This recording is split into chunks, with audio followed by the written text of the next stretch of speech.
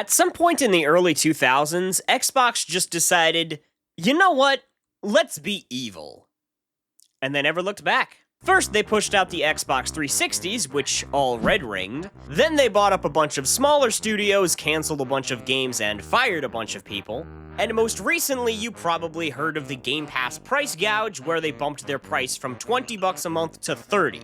A literal 50% increase that set their website on fire from everyone canceling so hard. So how exactly did a company this completely incompetent manage to become one of the 3 biggest console manufacturers instead of going the way of the Dreamcast in the first place?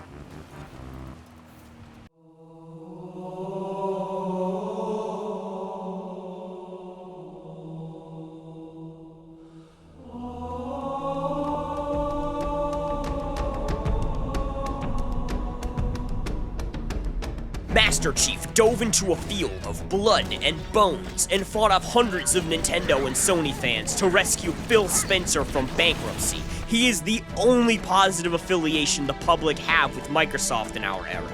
2001 brought us a ton of iconic games, but Halo was such a giant step forward in first-person shooters that it solidified Microsoft as an actual competitor in the console wars for years to come. FPS games weren't unheard of at the time, but you know what was?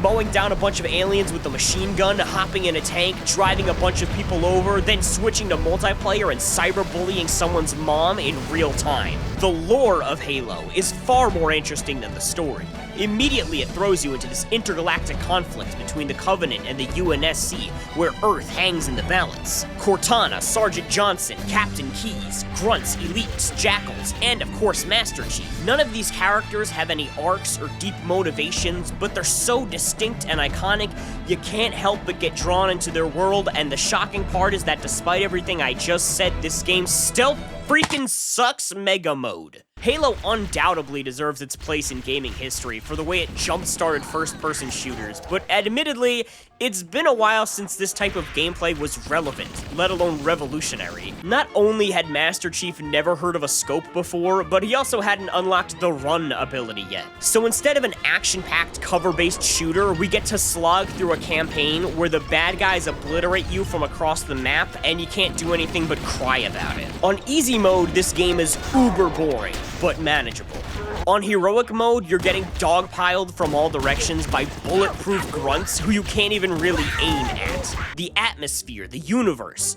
It's completely rational how the setting launched a multi-billion-dollar franchise, but the gameplay itself is so uninteresting, even the speedrunners can't make it look cool. Now fast forward 20 years, and 313 releases Halo Infinite, a game that severely underdelivers on atmosphere, but provides such fluid and frenetic combat that even a schmuck like me can have fun getting walloped 12 times in a row on Legendary mode. With the ability to run, slide, and grapple, Master Chief can pull himself in and out of danger, grab weapons, make headshots. There's a visual cue when you kill enemies, so you know they're down for the count. It's not easier combat, it's just combat that forces you to move faster and fancier and gives you instant and accurate feedback. Whereas Combat Evolved had more rigid and wooden gameplay, Infinite is always encouraging the player to react with speed and precision, making for, in my opinion, an infinitely better game. Now obviously these two games are 2 full decades apart. It's completely ridiculous to compare the two. But that's kind of my point. So many people will shake their fists about the good old days and complain that modern games are no good. But is that even really true? Alright, I'm gonna get murdered for this, but everybody likes Resident Evil 4. At least everyone who's played it before 2010 when it got completely annihilated by every third-person shooter that came after it.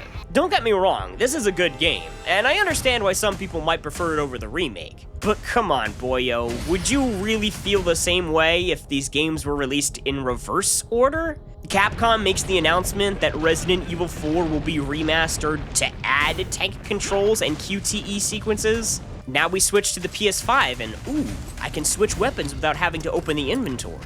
Ooh, there's an autosave so I don't lose all my progress. Ooh, pulling out my knife doesn't instantly glue my feet to the floor.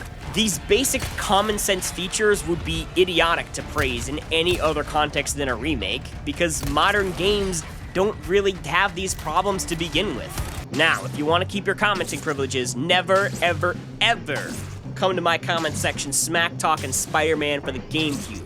You're getting a one-way ticket to Blocked Comet Boulevard. This game is nuts. You can unlock the Green Goblin as a playable character.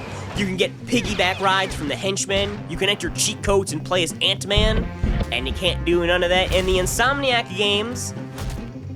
But on the other hand, I did actually finish the Insomniac games. I never finished this one without using cheat codes.